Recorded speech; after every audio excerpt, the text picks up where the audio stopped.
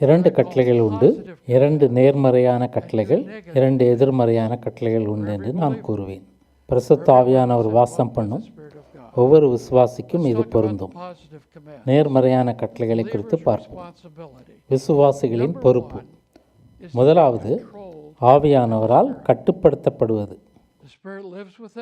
ஆவியானவர் நமக்குள் வாசம் செய்வதும் அவர் நம்மை கட்டுப்படுத்துவதும் வெவ்வேறான காரியங்கள். இங்குதான் நமது பங்கு. நம் வாழ்வை நாமே கட்டுப்படுத்த விரும்புகிறோமா? கிறிஸ்தவ வாழ்வை நமது பலத்தினால் வாழ முயற்சிக்கிறோமா? அல்லது ஆவியானவர் நம்மை வழிநடத்த சமர்ப்பிக்கிறோமா? அவர் நம்மை கட்டுப்படுத்த அனுமதிக்கிறோமா? வேதம் தெளிவாக கூறுகிறது. எபேசியர் 5:18. இது ஒரு கட்டளை. எப்போதும் ஆவியினால் நிறைந்திருங்கள், மதுபான வெறியினால் அல்ல. துன்மார்க்கத்திற்கு ஏதுவான மதுபான வெறி கொள்ளாமல் ஆவியினால் நிறைந்து. நீங்கள் மதுபானம் அறிந்திருக்கின்ற பொழுது மதுபானத்தின் கட்டுப்பாட்டில் இருக்கிறீர்கள். அப்பொழுது நீங்கள் வித்தியாசமாக நடப்பீர்கள், வித்தியாசமாக பேசுவீர்கள், வித்தியாசமாக சிந்திப்பீர்கள். ஏனெனில் மதுபானம் உங்களை தனது கட்டுப்பாட்டுக்குள் வைத்திருக்கும். எனது அப்பாவும் அம்மாவும் குடிப்பழக்கமுடையவர்கள். அவர்களிடத்தில் நான் இதை பார்த்திருக்கிறேன். அவர்கள் மதுபானம் அருந்தி இருக்கின்ற பொழுது அவர்கள் பேசுவது நடப்பது வித்தியாசமாக இருக்கும். மதுபான வரி கொள்ளாமல், மதுபானத்தின் கட்டுப்பாட்டுக்குள் இல்லாமல் ஆவியானவரின் கட்டுப்பாட்டுக்குள் இருங்கள் என்று கூறுகிறது. அது ஒரு பரிந்துரை அல்ல, அது ஒரு கட்டளை. கிரேக்க மொழியிலே அது ஒரு கட்டாய வினைச்சொல் நிகழ்காலத்தில் குறிப்பிடப்பட்டிருக்கிறது. கட்டாய வினைச்சொல் என்பது இராணுவ கட்டளை போன்றது. இதை குறித்து சிந்திக்கிறேன் என்று சொல்வதற்கு இது ஒரு பரிந்துரை அல்ல, இது கீழ்ப்படிய வேண்டிய கட்டளை. கிரேக்க மொழியிலே இது வலுவாக சொல்லப்பட்டிருக்கிறது. அது நிகழ்காலத்தில் கொடுக்கப்பட்டிருக்கிறது. அதனுடைய அர்த்தம் என்னவெனில், தொடர்ந்து இந்த கட்டளையை கடைபிடிக்க வேண்டும் என்பதே. ஒரு முறை கீழ்ப்படிந்தால் போதும் என்றல்ல, தொடர்ந்து பரிசுத்த ஆவியானவரின் கட்டுப்பாட்டில் இருங்கள் என்று கூறுகிறது. இதனுடைய அர்த்தம் என்ன? முதலாவது, உங்கள் விருப்பத்திற்கு இங்கு இடமில்லை, கட்டாயமாக செய்ய வேண்டிய காரியம். இது ஒருவர் மற்றொருவரை கட்டுப்படுத்துவதாகும். ஆவியினால் நிறைந்திருங்கள் என்பதை ஒரு சிலர் ஏதோ பரிசுத்த ஆவியானவர் ஒரு பொருள் போல, அதனால் நிரப்பப்படுவது போல வர்ணிக்கின்றனர். இப்பொழுது நான் பாதி நிரப்பப்பட்டிருக்கிறேன், இப்பொழுது முக்காவாசி நிரப்பப்பட்டிருக்கிறேன், ஆனால் அது ஒழுகி கொண்டிருக்கிறது போல கூறுவார்கள். பரிசுத்த ஆவியானவரை ஒரு பொருளாக வர்ணிப்பதுண்டு. பரிசுத்த ஆவியானவர் ஒரு பொருள் அல்ல, அவர் ஒரு நபர். அவர் திருத்துவத்தில் மூன்றாவது நபர். ஆகையால் இது ஒருவர் மற்றொருவரை கட்டுப்படுத்துவது போன்று நம் வாழ்வை தொடர்ந்து அவரது கட்டுப்பாட்டிற்குள் வைத்திருக்க விரும்புகிறார். இது எப்படி நடைபெறும்? இதற்கான தெளிவான விதிமுறை ஒன்றுமில்லை. அநேகர் அப்படி விதிமுறைகளை உருவாக்க விரும்புகிறார்கள். இதை குறித்து வேதத்தில் அதிகமாக ஆராய்ச்சி செய்திருக்கிறேன். தெளிவான விதிமுறைகள் என்று ஒன்றுமில்லை. ஆனால் இயேசு யோவான் 7:37 முதல் 39 வசனங்களில் கூறுவது பொருத்தமாயிருக்கும். மிகவும் அசாதாரணமான ஒரு கூற்று. இதுவும் தெளிவான ஒரு விதிமுறை இல்லை, ஆனால் அவர் கூறுவதை நாம் பார்ப்போம். பண்டிகையின் கடைசி நாளாகிய பிரதான நாளிலே இயேசு நின்று சத்தமிட்டு, வழக்கமாக அவர் சத்தமிடுகிறவர் அல்ல. இயேசு கூறுகிறார், ஒருவன் தாகமாயிருந்தால் என்னிடத்தில் வந்து பானம் பண்ண கிடவன். வேத வாக்கியம் சொல்லுகிறபடி என்னிடத்தில் விசுவாசமாயிருக்கிறவன் அவனோ, அவன் உள்ளத்திலிருந்து ஜீவ தண்ணீர் உள்ள நதிகள் ஓடும் என்றார். தம்மை விசுவாசிக்கிறவர்கள் அடையப் போகிற ஆவியை குறித்து இப்படி சொன்னார். இயேசு இன்னும் மகிமைப்படாத இருந்தபடியினால் பரிசுத்த ஆவி இன்னும் அருளப்படவில்லை.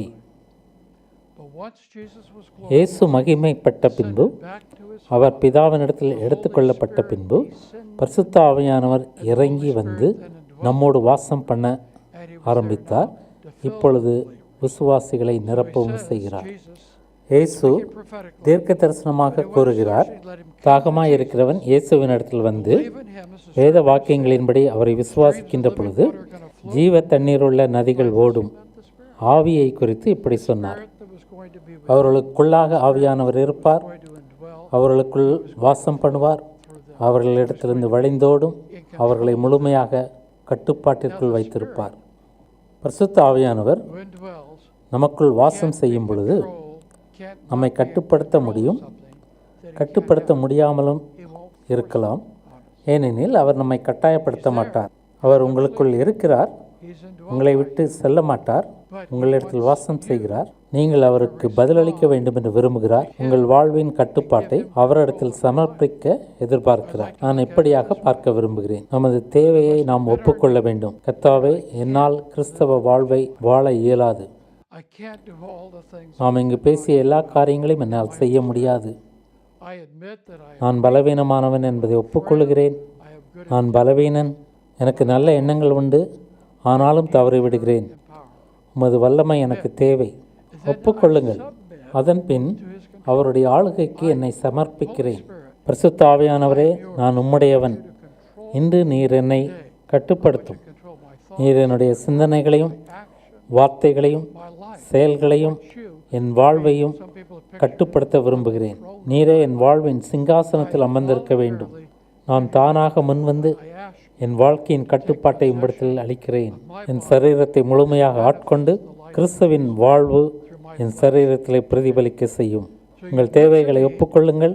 உங்கள் கட்டுப்பாட்டை அவரிடத்தில் சமர்ப்பியுங்கள். பின் அவரை பின்பற்ற உறுதி கூறுங்கள். அவர் வழி நடத்துகிறபடி பின்பற்றுங்கள். ஒருவர் தி எக்ஸ்பல்சிவ் பவர் ஆஃப் நியூ அஃபெக்ஷன் என்ற புத்தகத்தை எழுதியிருக்கிறார். இந்த தலைப்பு எனக்கு மிகவும் பிடித்திருக்கிறது. புதிய பாசத்தின் வெளியேற்றும் சக்தி. நான் பரிசுத்த ஆவியானவரை அறிந்து கொண்ட பொழுது அவர் எனக்குள்ளாக கிரியை செய்து கிறிஸ்துவை போல வாழ தடுக்கும் காரியங்களை அவர் வெளியேற்றுகிறார். அவரை பொறுப்பாளர்.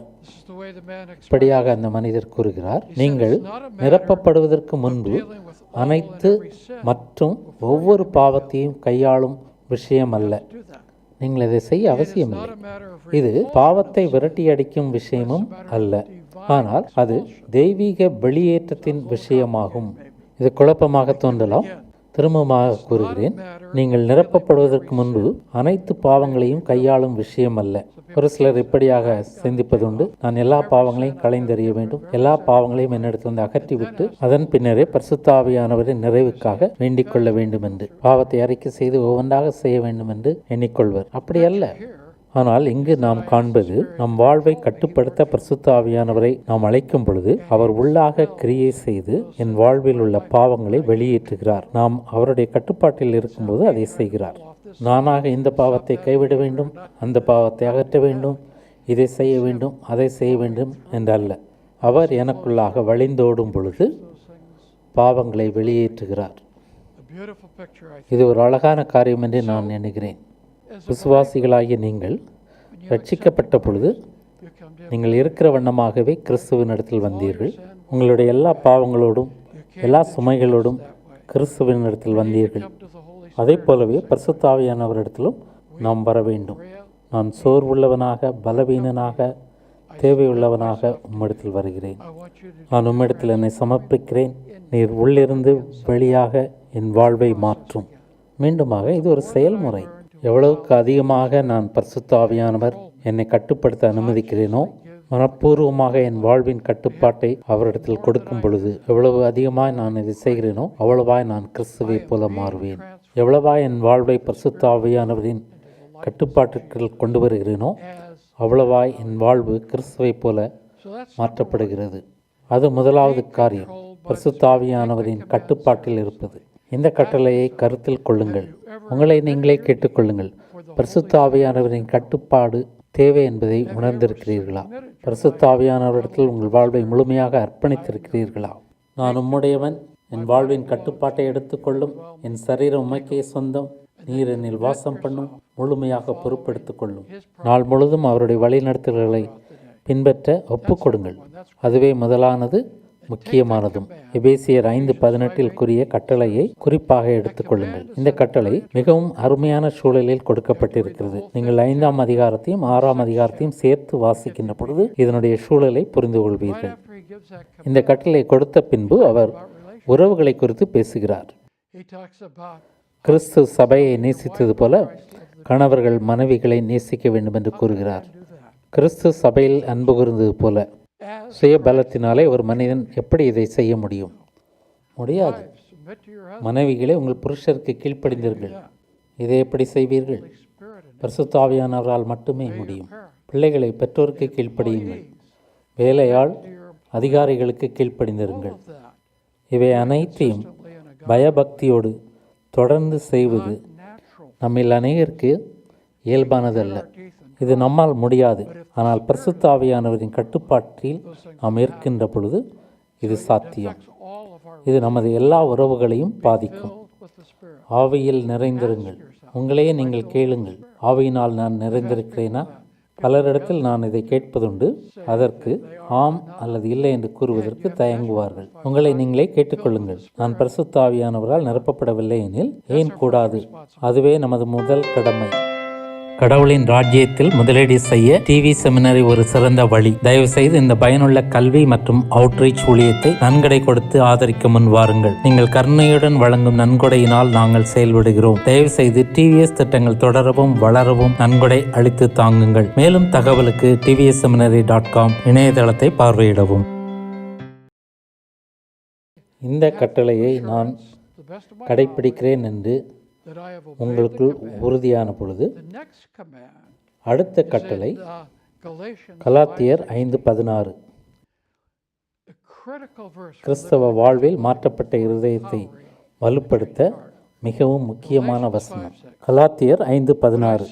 ஆனால் நான் சொல்லுகிறேன், பரிசுத்த ஆவியில் வழக்கமாக நடக்கவும், பரிசுத்த ஆவிக்கு பதிலளிக்கவும் மற்றும் அவர் கட்டுப்பாட்டில் வழிநடத்தப்படும் பொழுது தேவனுக்கு விரோதமான மாமிச இச்சையின் பசி மற்றும் ஆசைகளை நீங்கள் நிச்சயமாக திருப்திப்படுத்த மாட்டீர்கள். ஆவிக்கேற்றபடி நடந்து கொள்ளுங்கள். நான் வாசித்தது ஆம்பிளிஃபைட் புதிய ஏற்பாட்டிலிருந்து. எளிதாக கூற வேண்டுமானால் மற்ற மொழிபெயர்ப்புகளில் மிகவும் எளிதாக கொடுக்கப்பட்டிருக்கிறது. ஆவிக்கேற்றபடி நடந்து கொள்ளுங்கள், அப்பொழுது மாம்ச இச்சையை நிறைவேற்றாதிருப்பீர்கள். தவறான நடக்கைகளை சரி செய்ய ஒரு நாள் முழுவதும் ஆலோசனை கேட்கிறோம். வெற்றியுள்ள வாழ்க்கை எப்படி வாழ்வது என்று புத்தகங்களுக்கு மேல் புத்தகங்கள் வாசிக்கலாம். ஆனால் இந்த கட்டளையை மட்டும் கைக்கொள்வோமானால், ஆவிக்கேற்றபடி நடந்து கொள்ளுங்கள், அப்பொழுது மாம்ச இச்சைகளை நிறைவேற்றாதிருப்பீர்கள். எப்போது மாம்ச இச்சையை நிறைவேற்றுகிறோம்? ஆவிக்கேற்றபடி நடவாமல் இருக்கும் பொழுது. பரிசுத்த ஆவியானவரின் கட்டுப்பாட்டில் இல்லாத பொழுது ஆவிக்கேற்றபடி நடவாமல் இருப்போம். இதை குறித்து சிந்தியுங்கள். ஆவிக்கேற்றபடி நடப்பது என்பது என்ன? நான் கூற விரும்புவது, நீங்கள் எப்படி நடப்பீர்கள்? நடப்பதற்கு எனக்கு தெரிந்த வழி ஒரு நேரத்தில் ஒரு படி எடுத்து வைப்பதே. இப்படித்தான் நடக்கிறேன். ஆவிக்கேற்றபடி நடப்பது என்பது பரிசுத்த ஆவியானவருக்கு ஆம் என்றும் சுயத்திற்கு இல்லை என்றும் பதிலளிப்பது. ஆவியானவருக்கு ஆம் என்றும் சுயத்திற்கு இல்லை என்றும் சொல்வதே. அனுதினமும் பல வேளைகளில் இவ்விதமாக நான் தேர்வு செய்கிறேன். நீங்களும் இதைத்தான் செய்வீர்கள். ஆவிக்கேற்றபடி நடக்கப் போகிறேனா, மாம்சத்தின்படி நடக்கப் போகிறேனா? பரிசுத்த ஆவியானவர் தொடர்ந்து என்னை கட்டுப்படுத்த அனுமதிக்குமாறு ஆவியானவருக்கு ஆம் என்றும் மாம்சத்திற்கு இல்லை என்றும் சொல்லுகிறேனா? ஆவிக்கேற்றபடி நடந்து கொள்ளுங்கள். ஆவியானவரோடு இணைந்து நடங்கள். வெற்றியுள்ள கிறிஸ்தவ வாழ்க்கை வாழ்வதற்கு இதுவே ரகசியம்.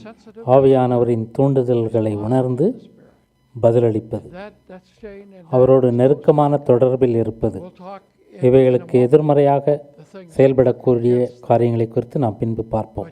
ஆனால் இதை நன்றாக புரிந்து கொள்ள வேண்டும். ஆவியானவரின் கட்டுப்பாட்டில் இருங்கள், ஆவிக்கேற்றபடி நடந்து கொள்ளுங்கள்.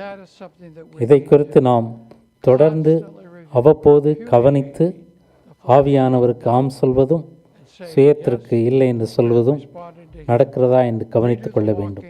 நமது வேலை நடப்பது, அவர் வேலை வழி நடத்துவது. இவைகளே முதல் 2 மிகவும் எளிமையான நேர்மறையான கட்டளைகள். ஆகையால் நான் உங்களை கேட்டுக்கொள்வது, முதலாவது, ஆவியானவர் எனக்குள் வாசம் பண்ணுகிறாரா? ஜீவனுள்ள தேவனின் ஆவியானவரால் மறுபடியும் பிறந்திருக்கிறேனா? அப்படியானால் பரிசுத்த ஆவியானவர் உங்களுக்குள் வாசம் செய்கிறார். நீங்கள் வருந்தியோ கெஞ்சியோ அவரை அழைக்க தேவையில்லை, அவர் உங்களுக்குள் வாசம் செய்கிறார். திருத்துவத்தின் 3வது நபர் உங்கள் சரீரத்தில் வாசம் செய்கிறார். தேவனுடைய பிள்ளைகளாகிய உங்கள் சரீரம் இப்பொழுது பரிசுத்த ஆவியானவரின் ஆலயமாயிருக்கிறது. அவர் உங்களை உலகளாவிய தேவனுடைய குடும்பத்தில் இணைத்திருக்கிறார். அவர் ஞான ஸ்நானம் கொடுத்திருக்கிறார், முத்திரையிட்டிருக்கிறார். இதன் அர்த்தம் என்னவெனில், உங்களுடைய நித்திய இலக்கை அடைவதற்கு அவர் உத்தரவாதம் அளித்திருக்கிறார். நான் அதை அறிவேன். இந்த உறுதி எனக்கு இருக்கும் பொழுது இன்னும் நான் ஏன் என்னை கட்டுப்படுத்த விரும்புகிறேன்? இப்பொழுதும் எனக்கு அந்த வாய்ப்பு இருக்கிறது. அவர் என்னோடு இருந்தாலும் என் வாழ்வை நான் கட்டுப்படுத்த முடியும். என் சொந்த வாழ்வை நானே நடத்த முடியும். ஒரு பேச்சுக்கு அவ்வாறு சொல்ல முடியும். ஆனால் இல்லை, நீரே என்னுடைய வாழ்வை கட்டுப்படுத்தும் என்று கூறுவேன். பரிசுத்த ஆவியானவரே, உம்மோடு நடக்கவும் உமது தூண்டுதல்களை கவனிக்கவும் பதிலளிக்கவும் விரும்புகிறேன். அது உங்கள் வாழ்வை மாற்றும். அநேகர் கிறிஸ்தவர்களில் அநேகர் பரிசுத்த ஆவியானவரின் கிரியையை குறித்து அறிந்திருக்கவில்லை. பிதாவாகிய தேவனை குறித்து அறிந்திருப்பர், குமாரனாகிய தேவனை குறித்து அறிந்திருப்பர். ஆனால் பரிசுத்த ஆவியானவரோ மர்மமானவர். அவர் ஒரு நபர். அவர் ஒரு நபராக உங்களை கட்டுப்படுத்த விரும்புகிறார். அவர் நீங்கள் இயேசுவை போல மாற விரும்புகிறார். அதுவே அவர் வேலை. அவர் செய்வார். அவர் உங்களுக்கு தேவை என்பதை ஒப்புக்கொள்வீர்களானால், உங்கள் வாழ்வை அவருக்கு சமர்ப்பிப்பீர்களானால், உங்கள் வாழ்வை அவருக்கு ஒப்படைப்பீர்களானால், நீங்கள் ஆவியினால் நிறைந்த வாழ்வை அனுபவிக்க முடியும்.